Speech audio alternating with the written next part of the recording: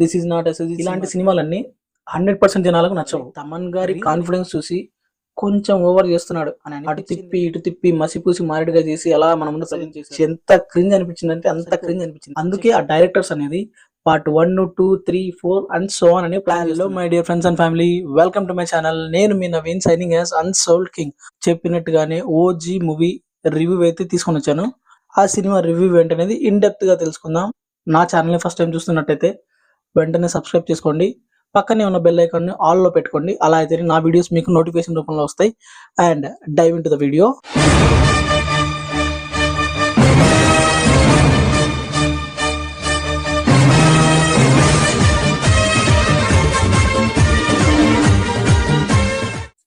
First ఒక audience ఆ cinema నుంచి ఏం ఎక్స్పెక్ట్ చేస్తారు, ఆ సినిమా నుంచి ఒక ఆడియన్స్ కావచ్చు, ఫ్యాన్స్ కావచ్చు, ఏం ఎక్స్పెక్ట్ చేసి సినిమాకి వెళ్తున్నారు అనే దాన్ని బట్టే రిజల్ట్ ఉంటుంది.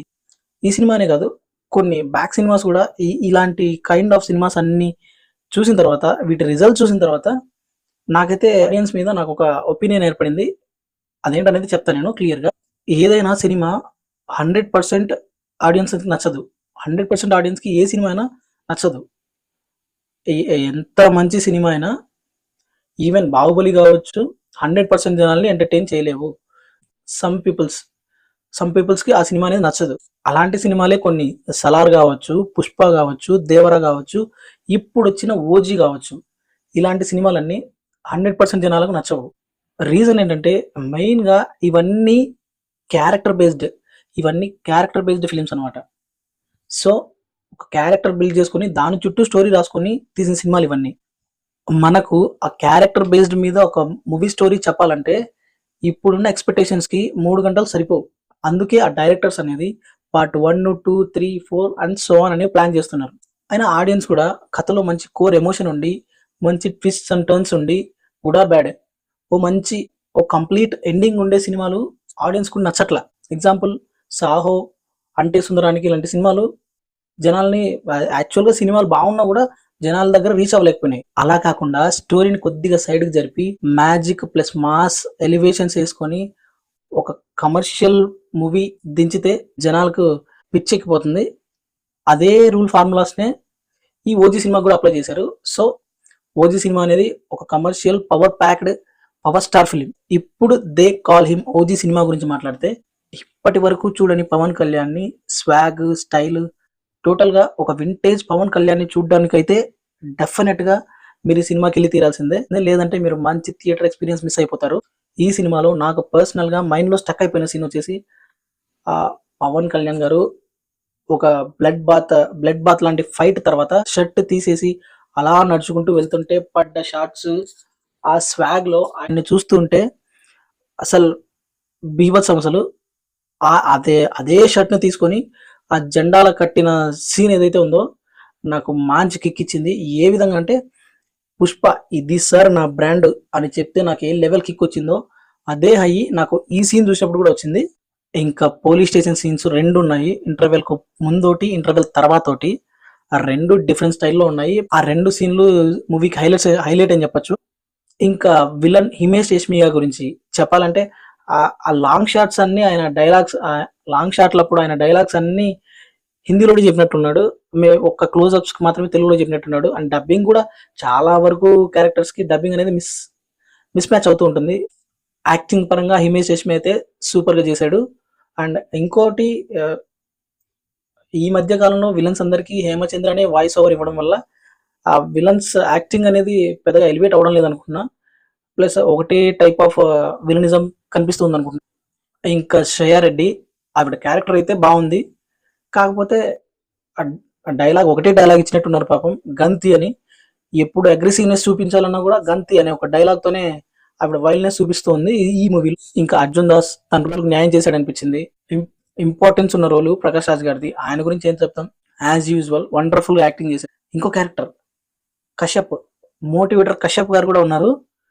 ఇంతకుముందు ఏదో సినిమాలో చూశాను, ఏదో సైకోపాత్ లాగా యాక్టింగ్ చేసిన సినిమా. ఈ సినిమాలో ఇంకొంచెం మంచి క్యారెక్టర్ పడి ఉంటే బాగుండు అనిపించింది. ఇంకోటి చెప్పాలి, ఆ హీరోయిన్ ను చంపాల్సిన అవసరం ఎందుకు వచ్చిందో ఈ సినిమాలో అయితే నాకైతే అర్థం కావట్లేదు. హీరోయిన్ క్యారెక్టర్ హీరోయిన్ క్యారెక్టర్ని ఎలిమినేట్ చేయకపోయినా పెద్ద డిఫరెన్స్ ఏం లేదు, అంత కోర్ ఎమోషన్ ఏమి యాడ్ అవ్వట్లేదు. కానీ హీరోయిన్ వచ్చేసి నీ పని అయిపోయింది, ఇంక నువ్వు వెళ్ళిపోమ్మా, నీ కాల్ షీట్లు ఇంతవరకు చాలు అన్నట్టు హీరోయిన్ క్యారెక్టర్ లేపేసి పంపించేశారు ఇంటికి.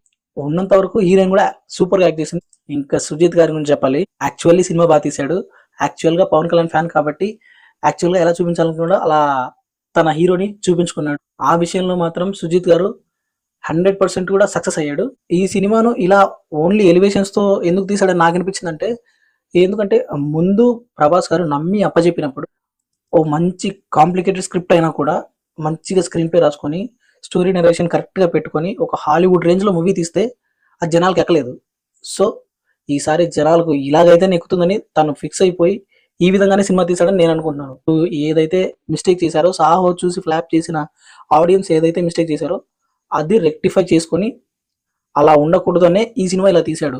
జనాలకు, ఆడియన్స్ కి నచ్చేట్టుగా, ఫ్యాన్స్ కి నచ్చేట్టుగా. ఎందుకంటే కొంతమంది స్టార్స్ ను డైరెక్ట్ చేసేటప్పుడు ఇలాగే చేయాల్సి వస్తుంది, ఇది ఆనవాయితీ, ఇలా చేయకపోతే మీరు ఆ స్టార్ ఇమేజ్ అనేది కొంచెం తగ్గినా కూడా ఆడియన్స్ ఒప్పుకోవట్లేదు, ఫ్యాన్స్ ఒప్పుకోవట్లేదు, ఆడియన్స్ ఒప్పుకోవట్లేదు. సో ఆటోమేటిక్గా సినిమా ఫ్లాప్ అవుద్ది. ఇప్పుడు డబ్బులు రాని సినిమాకి నువ్వు ఎంత అవార్డులు వచ్చినా వేస్ట్. ఇప్పుడు కొందరు సోకాల్ క్రిటిక్స్ చెప్పొచ్చు, Sujeeth most weakest work in this year, this is not a Sujeeth సినిమా. బట్ ఈ వీకెస్ట్ వర్కే 154 crores డే 1 రాబట్టింది.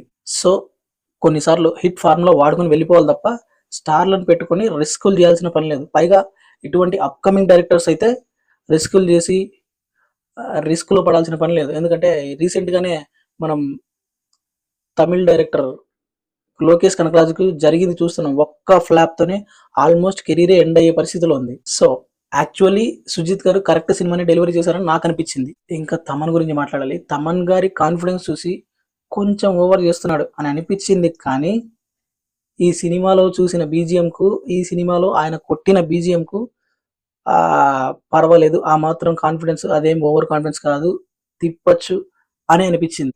ఇంకా డివివి గారు కరెక్ట్ టైంలో అప్డేట్స్ ఇచ్చి నార్త్లో కూడా ప్రమోషన్ సరిగ్గా చేసుంటే మేబీ 200+ ఫస్ట్ డేనే వచ్చేదేమో అండ్ నా ఫీలింగ్. అండ్ వన్ థింగ్, ఈ సినిమాలో బొక్కలేం లేవా, నువ్వేమన్నా పవన్ కళ్యాణ్ ఫ్యానా? సినిమాకు అభిమాని. సో ఇందులో కూడా ఫ్లాస్ ఉన్నాయి, నేను చెప్తా. ఇందులో చాలా వరకు సీన్లను ఓకే వదిలేసినాయి అంటే మనం వదిలేయచ్చు, కానీ 2 క్రింజ్ సీన్ లాగా అనిపించినాయి. ఆ 2 సీన్లలో ఫస్ట్ది ఆ తుపాకీ నుండి 12 స్లీపర్ సెల్స్ సీన్ తీసుకొని వచ్చేసి అది నాకైతే క్రింజ్ అని అనిపించింది. అండ్ నెక్స్ట్ది హీరోయిన్ ఒక డైలాగ్ చెప్తుంది, గంభీర వస్తాడు అని.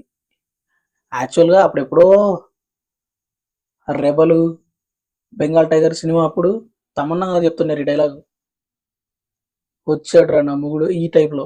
అటువంటి సీన్లు ఇంకా ఈ 2025లో కూడా హీరోకి ఎలివేషన్ ఇవ్వడానికి వాడుతున్నారంటే, పైగా సుజీత్ వాడాడంటే నాకు అసలు ఎంత క్రింజ్ అనిపించింది అంటే అంత క్రింజ్ అనిపించింది. చెప్పాను కదా, ఇలా మనం లాజిక్లు ఎత్తుక్కుంటూ వెళ్తే మ్యాజిక్ ఎంజాయ్ చేయలేం. సో సినిమాకి వెళ్ళామా, 2.34 minutes power star Pawan Kalyan గారి మ్యాజిక్, ఆ ఎలివేషన్, మాస్, స్వాగ్ ఎంజాయ్ చేసామా, వచ్చామా, అంతే. ఈ రివ్యూ ఇంతటితో సమాప్తం. మళ్ళీ కాంతారా పబ్లిక్ టాక్లో కలుద్దాం. ఇంతవరకు చూసారంటే నా వీడియో మీకు నచ్చే ఉంటుంది. సో ప్లీజ్ కొంచెం నా ఛానల్ను సబ్స్క్రైబ్ చేసి పక్కనే ఉన్న బెల్ ఐకాన్ను ఆల్లో పెట్టుకోండి. అలా అయితేనే నా వీడియోస్ అన్ని మీకు నోటిఫికేషన్ రూపంలో వస్తాయి. ఈ వీడియో నచ్చితే లైక్ చేయండి, మీ ఫ్రెండ్స్ అండ్ పవన్ కళ్యాణ్ ఫ్యాన్స్కి నా వీడియో షేర్ చేయండి. అండ్ ఇంకా ఏదైనా మూవీ రివ్యూస్ కావాలంటే కామెంట్ సెక్షన్లో మెన్షన్ చేయండి. Thank you all, signing off.